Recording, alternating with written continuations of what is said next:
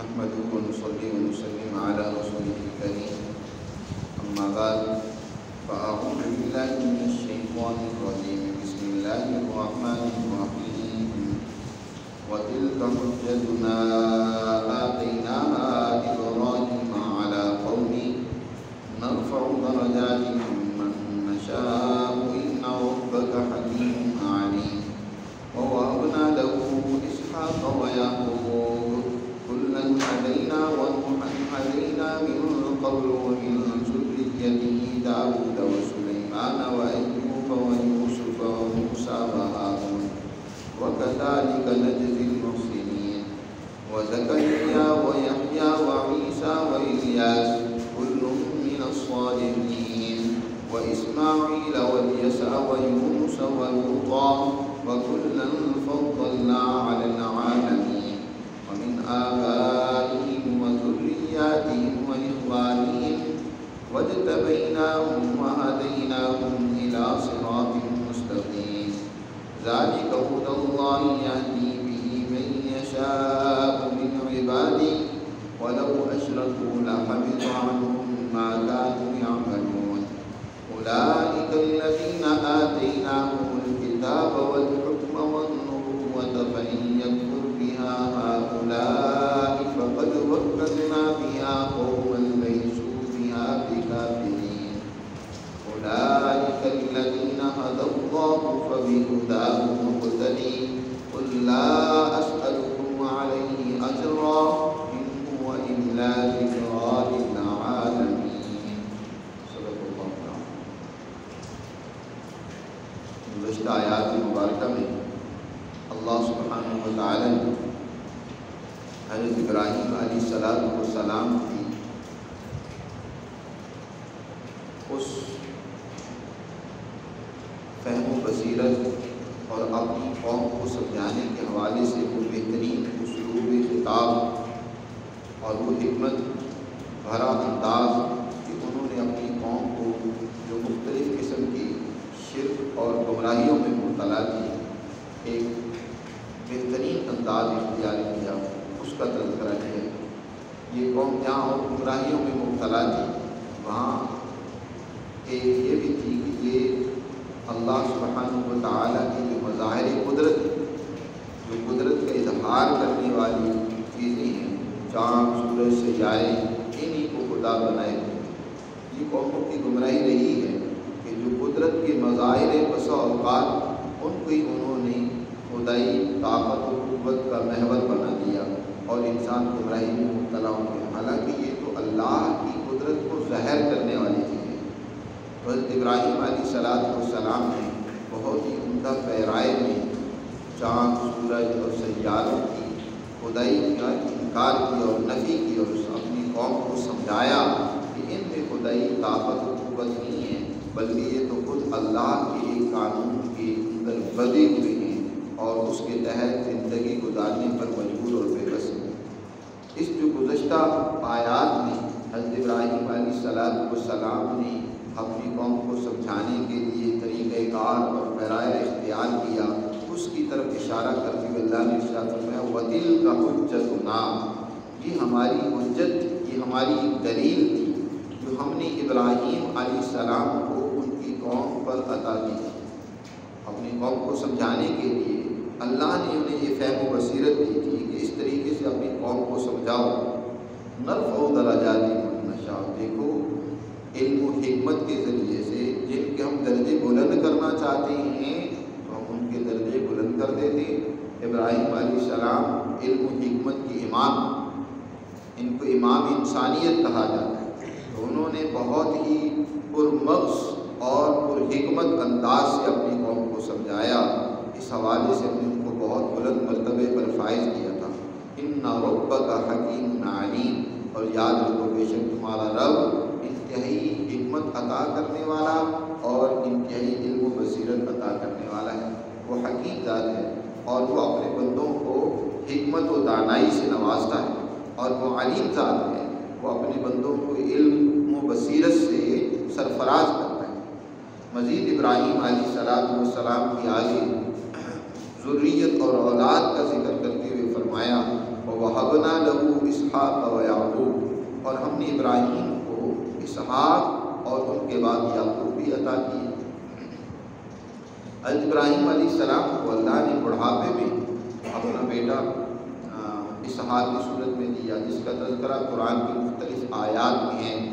کہ جب حضرت ابراہیم علیہ السلام عمر کے آخری حصے پہ پہنچے، قریب 80 سال کے ہو گئے، اور ان کی اہلیہ حضرت سائرہ وہ بھی بوڑھی ہو چکی ہیں، اولاد نہیں ہے، لیکن یہ بڑی ہر انسان کی اور حتیٰ کہ پیغمبروں کی بھی خواہش رہی ہے کہ ان کا یہ مشن دنیا میں ان کی اولاد کے ذریعے سے قائم و دائم رہے۔ حضرت ابراہیم علیہ السلام بھی اللہ سے دعا کرتی ہیں، اللہ نے ان کی دعا کو اجابت اور قبولیت کا درجہ عطا فرمایا، اور اس طریقے سے فرشتوں کو بشارت دے کر بھیجا کہ ابراہیم کو ایک نیک نبی کی بشارت اور خوشخبری سنا دو۔ اور یہ وہ فرشتے تھے جو لوط علیہ السلام پر عذاب لے کر آئے تھے، اور ابراہیم علیہ السلام کے پاس اجنبی لوگوں کی شکل میں آئے۔ حضرت ابراہیم علیہ السلام نے ان کے لیے بہترین کھانا بھی تیار کیا۔ جب انہوں نے کھانا نہیں کھایا، بات چیت ہوئی تو پتہ چلا یہ تو اللہ کے فرشتے ہیں، ان کو تو ان کھانے کی ضرورت ہی نہیں ہے اس طرح کے کھانے۔ اور حضرت سائرہ نے بھی تعجب کیا کہ اس بڑھاپے میں ہماری اولاد کہاں سے ہوگی؟ تو اللہ نے فرمایا فرشتوں کے ذریعے سے کہ اے اہل بیت، ابراہیم کے گھر والوں، تمہیں تعجب کرنے کی ضرورت نہیں ہے، اس قدرت والی ذات کے لیے ایسا معاملہ بڑھاپے میں اولاد عطا کرنا کوئی مشکل اور بعید چیز نہیں ہے۔ اس کی طرف اشارہ کرتے فرمایا کہ ہم نے ابراہیم کو اسحاق عطا کیا، پھر صرف اسحاق ہی نہیں بلکہ ان کی آگے اولاد اور ذریت اس کا بھی تذکرہ کیا کہ ہم نے اسحاق کا بیٹا یعقوب، اور صرف یہ بیٹا ہی نہیں ہے، پیغمبر ہے، اللہ نے نیک نسل اور سلسلہ عطا کیا۔ ابراہیم خود پیغمبر، بیٹا اسحاق پیغمبر،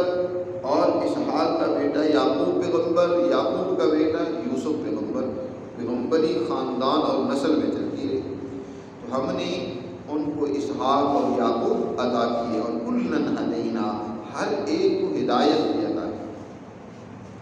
اور ابراہیم سے پہلے نوح علیہ السلام کو بھی ہم نے ہدایت دے کر بھیجا، وَنُوحًا ہَدَيْنَا مِن قَبْلُ، اس سے پہلے ہم نے ہدایت دی نوح علیہ السلام کو،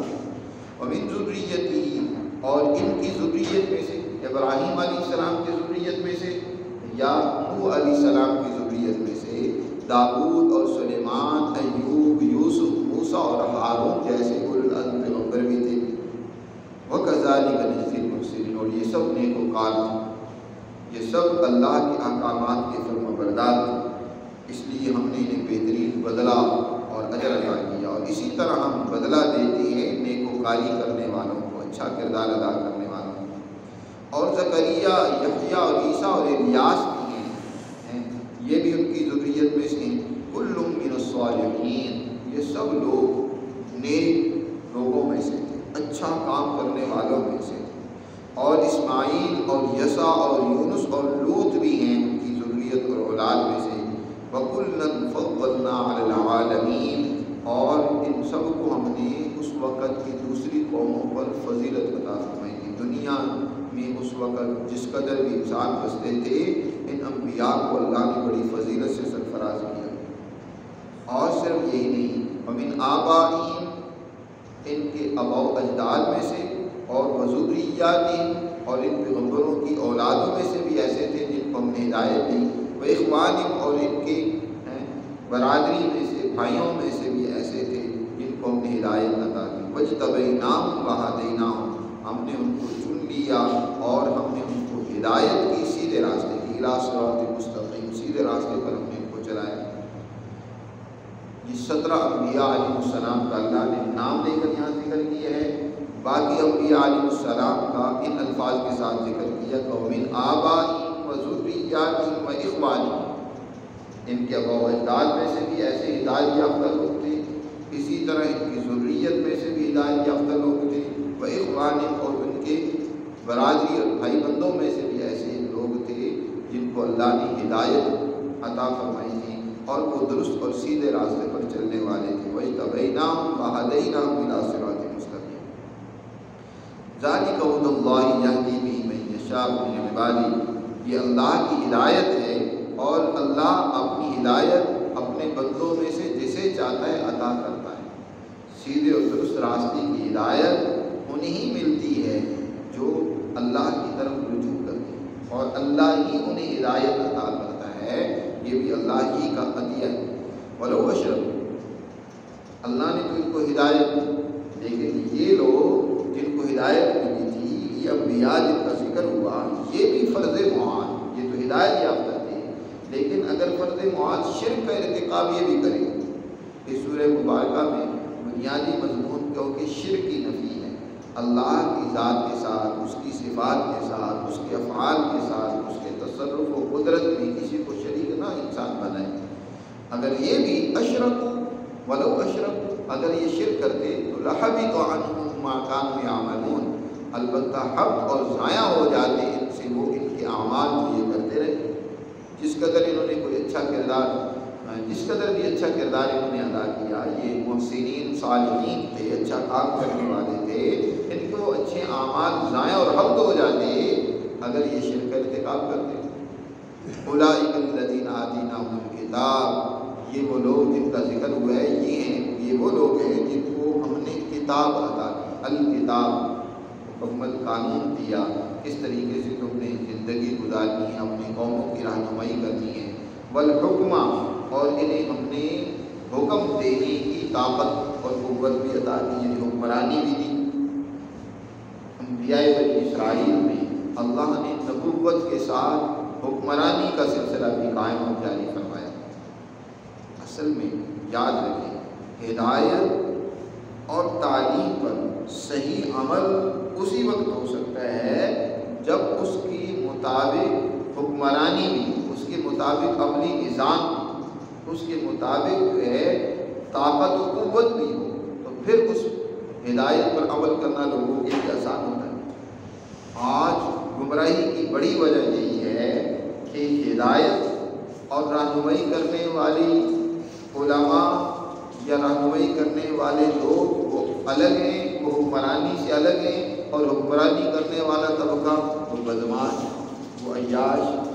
وہ کرپشن کرنے والا، دو نمبری کرنے والا وہ الگ طبقہ ہے۔ جی اسی لیے تو آج دین اور ہدایت کی قدر نہیں ہے لوگوں کے یہاں، دن بدن لوگ گمراہی میں مبتلا ہوتے چلے جاتے ہیں۔ جب تک یہ دونوں چیزیں ایک ساتھ نہیں ہیں، ہدایت کی تعلیم اور تربیت اور ساتھ حکمرانی ایک ساتھ چلتی رہی ہے، تو دنیا کے اندر خیر کا غلبہ رہا ہے، شر نہیں پیدا ہوا۔ اور جب سے دونوں میں تبدیلی ہوگی، اور یہ کب سے ہوئی؟ جب سے انگریز نے دنیا کے اوپر، برطانیہ نے دنیا کے اندر نو آبادیاتی نظام کا آغاز کیا، مسلم حکومتوں کو بانٹ دیا، اور پہلے تو خود اس پر حکمرانی کرتے رہے، بعد میں اپنی وہ وفادار لوگوں کو انہی قوموں میں سے تیار کر کے اوپر مسلط کر دیا مسلمانوں پر، جو ان کے مفادات کا تحفظ کرتے ہیں۔ یہی آپ کے پاکستان کا حال ہے۔ تو اللہ تعالیٰ یہاں فرما رہے ہیں کہ یہ وہ لوگ ہیں جن کو اللہ نے کتاب بھی عطا کی، یعنی تعلیم بہت ضروری ہے، بغیر تعلیم کی کوئی قوم ترقی نہیں کر سکتی، اور پھر اس کے ساتھ حکمرانی کا نظام اور سسٹم بھی، والحکمہ، اور تیسری چیز والنبوہ، نبوت ہوتی ہے تربیت کے لیے، تربیت بظاہر حکمہ، اس وقت نبی موجود ہو تو وہ براہ راست تربیت کرتا ہے، یا نبی کے جو وارثین ہوتے ہیں علماء ربانی، پھر وہ امت کی تربیت کرتے ہیں۔ تو اللہ نے ان کو کتاب، حکمت، نبوت عطا کی۔ فَإِيَّكْفُرْ بِهَا هَؤُلَاءِ، پھر اگر یہ مکہ کے کافر و مشرک اس کتاب، حکم اور نبوت کے انکار کر رہی ہیں، کوئی بات نہیں ہے، فَقَدْ وَكَّلْنَا بِهَا قَوْمًا لَيْسُوا بِهَا بِكَافِرِينَ، بس تاکہ ہم نے اس کی ذمہ داری ایسی قوم پر ڈال دی ہے جو ان کی طرح کے کافر نہیں ہیں، وہ انکار نہیں کر رہے، یعنی صحابہ کرام۔ اگر یہ مکہ کے مشرک اس ہدایت کو قبول نہیں کر رہے تو اللہ نے یہ ہدایت مہاجرین و انصار کو عطا کر دی۔ لیسوا بہا بکافرین، وہ کسی دور میں بھی، کسی وقت بھی اللہ کی ہدایت کا انکار کرنے والے نہیں۔ اللہ کی ہدایت کا 3 چیزوں پر مشتمل ہے، کتاب، حکم، نبوت پر مشتمل ہے۔ اس کا انکار انہوں نے نہیں کیا بلکہ اس کو لے کر آگے بڑھے۔ دنیا میں اللہ کی کتاب قرآن مقدس کا عملی نظام قائم کیا، حکمرانی قائم کی، اور اسی طرح انسانیت کی تربیت کا نظام قائم کیا۔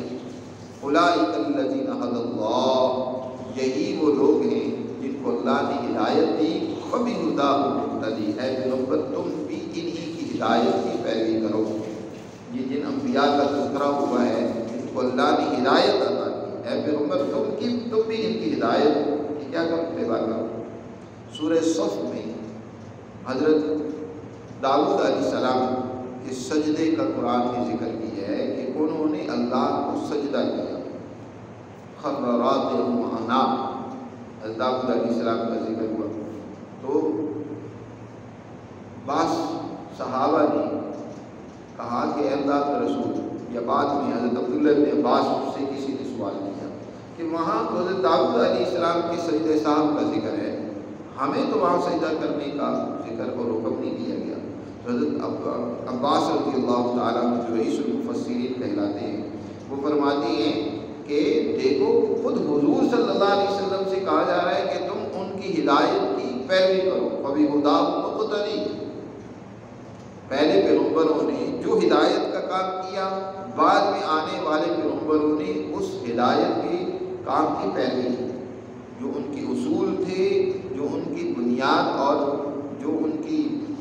بنیادی احکامات تھے، اس حوالے سے بعد میں آنے والا پیغمبر اس کی پیروی کرتا تھا۔ ہاں فروعات میں شریعتوں کے اندر اختلاف قدر رہا ہے، لیکن اصولوں اور بنیادی تعلیمات ایک نہیں ہیں۔ فرمایا کہ اے پیغمبر ان کی ہدایت کی پیروی کرو، اور یہ بھی بتا دو لوگوں کو کہ میں بھی تمہیں انہی کی ہدایت کی تعلیم دے رہا ہوں، اور لا اسألکم علیہ اجرا، اس پر تم سے کوئی معاوضہ اور اجر اس کو نہیں طلب کر رہا، اس کا کوئی خاص کار نہیں۔ ان هو الا ذکری للعالمین، اور یہ جو ہدایت ہے، یہ جو قرآن کی صورت میں تمہارے سامنے ہے، یہ تو دنیا جہاں کی قوموں کے لیے نصیحت ہے، جو چاہے اس پر عمل کرے،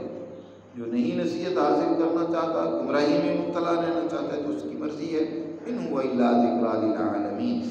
میں تمہیں محض اللہ کا نمائندہ اور پیغمبر بن کر تمہیں اس نصیحت کی تعلیم دے رہا ہوں، تم سے اس پر کوئی معاوضہ نہیں چاہتا، کوئی اجر یا چندہ تم سے نہیں مانگتا۔ یہ اللہ کی ہدایت ہے، اس کی پیروی کرو، اور نہیں اگر کرتے تو میرا تو کام کیا ہے، نصیحت کرنا ہے، اور یہ نصیحت ہے دنیا جہاں کے لیے، جو بھی اس سے فائدہ اٹھانا چاہے فائدہ اٹھائے۔ تو اس طریقے سے ان آیات مبارکہ میں اللہ سبحانہ و تعالیٰ نے انبیاء علیہ السلام کی ہدایت سے استشہاد کر کے انسانیت کی رہنمائی کی ہے، اور کہا ہے کہ اسی ہدایت کے راستے کی تم بھی پیروی کرو، اس پر چلو، اسی کے نتیجے میں دنیا آخرت کے اندر کامیابی اللہ ہمیں اس کی